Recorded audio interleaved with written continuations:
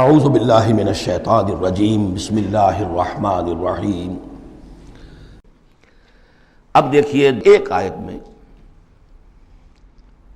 جو تقاضا ہے، یہ تو اللہ ہے، ایسا ہے، اسی کی پادشاہی ہے، وہ سب جانتا ہے، وہ ہر چیز پر قدیر ہے، یہ سب کیا ہے؟ نیریٹو ہے، اور یہ ہے توحید فی العقیدہ۔ اس کا تقاضا کیا ہے؟ آمنوا باللہ ورسولہ وانفقوا مما جعلکم مستخلفین فیہ فالذین آمنوا منکم وانفقوا لہم اجر کبیر۔ دو لفظوں میں تقاضا آیا، ایمان لاؤ اللہ پر اور اس کے رسول پر، اور خرچ کر دو ان سب میں سے جس میں اس نے تمہیں خلافت عطا کی ہے۔ سب سے پہلی خلافت تمہیں عطا کی اس جسم میں، اسے اللہ کے لیے لگاؤ۔ ذہانت، فطانت، طلاقت لسانی، جو دیا ہے، پیسہ دیا ہے، مال دیا ہے، اولاد دی ہے، سب کو اللہ کی راہ میں لگاؤ۔ یہ نفق کا لفظ پیسے کے خرچ کے لیے بھی آتا ہے، جان کے خرچ کے لیے بھی آتا ہے۔ نفقت الدراہم، پیسے ختم ہو گئے۔ نفق الفرس، گھوڑا مر گیا۔ تو نفق کا لفظ دونوں کے لیے آتا ہے۔ تو انفقوا مما جعلکم مستخلفین فی، جس چیز میں تمہیں استخلاف عطا کیا ہے لگاؤ، خرچ کرو، صرف کر دو۔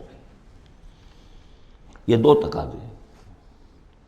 اصل میں یوں سمجھیے کہ جو سورہ حجرات میں دو تقاضے آئے تھے، آمنوا باللہ ورسولہ، سورہ حجرات میں آئے تھے انما المؤمنون الذین آمنوا باللہ ورسولہ ثم لم یرتابوا وجاہدوا باموالہم وانفسہم فی سبیل اللہ۔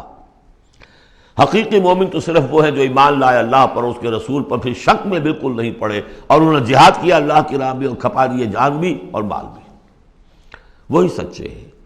یہاں پر دو ہیں، ان میں دونوں میں ایک سے تو مشترک ہو گئی، آمنوا باللہ ورسولہ، ایمان لاؤ اللہ پر اس کے رسول پر جیسے کہ ایمان کا حق ہے۔ وانفقوا، اور خرچ کر دو۔ انفاق مال، انفاق نفس، بذل نفس، دونوں چیزیں آ جائیں گی۔ مما جعلکم مستخلفین فیہ، اب اگر یہ دو کام کر دو تو تمہارے وارے نیارے ہیں، تم کامیاب ہو۔ فالذین آمنوا منکم وانفقوا لہم اجر کبیر، تو جو تم میں سے یہ دو تقاضے پورے کر دیں، ایمان لائیں جیسے کہ ایمان کا حق ہے، یقین والا ایمان، اور انفاق کر دیں، خرچ کر دیں، لگا دیں، کھپا دیں، اپنے آپ کو بھی اور اپنی تمام جو بھی کچھ اپنی ملکیت ہے، جو ساز و سامان ہے، لہم اجر کبیر۔ اب دیکھیے نظم، دیکھیے اب دو آیتوں میں وہ ڈانٹ کا، ڈپٹ کا، زجر کا معاملہ ہو رہا ہے۔ وَمَا لَكُمْ لَا تُؤْمِنُونَ بِاللَّهِ، تمہیں کیا ہو گیا ہے، کیوں نہیں ایمان رکھتے اللہ پر؟ وَالرَّسُولُ يَدْعُوكُمْ لِتُؤْمِنُوا بِرَبِّكُمْ، جبکہ ہمارے رسول محمد صلی اللہ علیہ وسلم تمہیں دعوت دے رہے ہیں، وہ ابھی موجود ہیں تمہارے مابین، تمہیں کیا ہو گیا؟ وہ تمہیں دعوت دے رہے ہیں کہ تم ایمان رکھو اپنے رب پر۔ وَقَدْ أَخَذَ مِيثَاقَكُمْ، اور دیکھو تم سے عہد لے چکا ہے تمہارا رب۔ اگر تم ایمان کا دعویٰ کرتے ہو تو عہد در عہد، ایک عہد تو تم نے کر کے آئے تھے، أَلَسْتُ بِرَبِّكُمْ قَالُوا بَلَىٰ، پھر ایک عہد تم نے کیا سَمِعْنَا وَأَطَعْنَا، پھر تم نے عہد کیا ان اللہ اشترى من المؤمنین انفسهم واموالهم بان لهم الجنہ، بیع و شرح ہو چکی ہے۔ وقد اخذ میثاقکم، وہ تم سے عہد لے چکا ہے، ان کنتم مؤمنین، اگر تم حقیقتاً مومن ہو، دعویٰ تو کر رہے ہو ایمان کا۔ ساتھ ہی اب راستہ بتا دیا، اگر تم اپنی گریبان میں جھانکو اور محسوس کرو کہ وہ یقین والا ایمان تو نہیں ہے، اندر تو کچھ خلاصہ ہے، اللہ کرے کہ ہمیں اس کا احساس ہو جائے، اپنی گریبانوں میں جھانکیں۔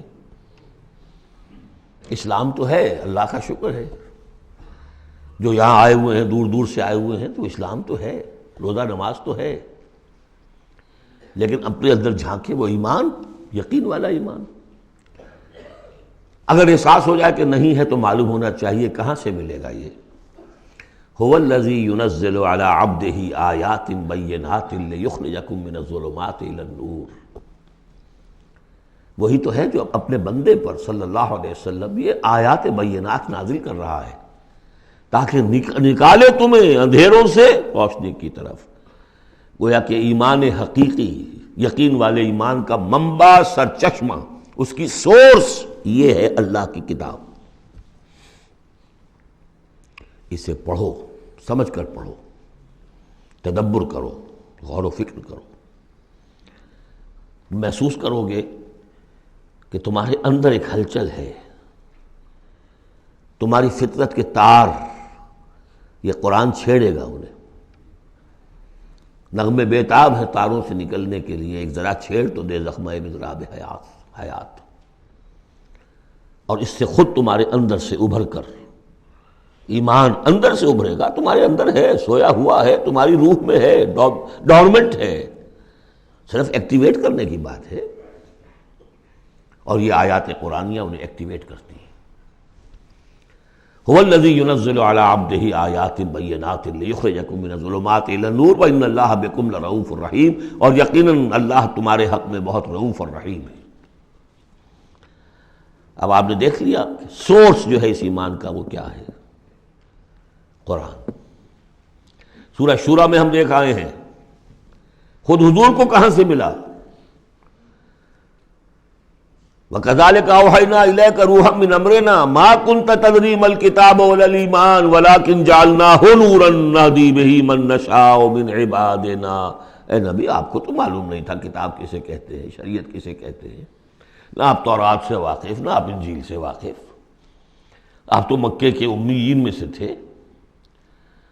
ایمان کسے کہتے ہیں؟ وَلَكِنْ جَعَلْنَاهُ، اس قرآن کو ہم نے نور بنا کر آپ پر اتارا ہے۔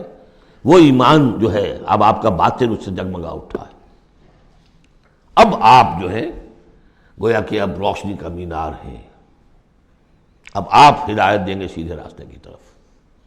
اسی کو مولانا ظفر علی خان نے کہا ہے بہت خوبصورتی لیکن بہت سادگی سے، وہ جنس نہیں ایمان جسے لے آئیں دکانیں فلسفہ سے، ڈھونڈے سے ملے گی عاقل کو یہ قرآن کے سپاہوں۔ اچھا، ایک بات تو ہو گئی کہ تم ایمان کیوں نہیں، تمہارا پختہ کیوں نہیں ہے، یہ دلمل یقین ایمان کیوں لیے پھر رہے ہو، یہ شکوک و شبہات کے کانٹے جس میں چبھے ہوئے ہیں اس ایمان کے ساتھ گزارا کیوں کر رہے ہو؟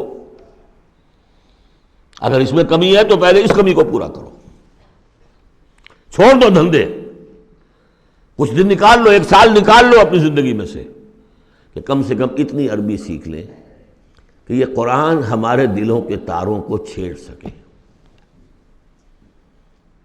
وہ اسی وقت ہوگا تیرے ضمیر پہ جب تک نہ ہو نزول کتاب، گرہ کشا ہے درازی نہ صاحب کشاف۔ انسپیریشن قرآن سے، ترجمے سے نہیں مل سکتی، ناممکن ہے۔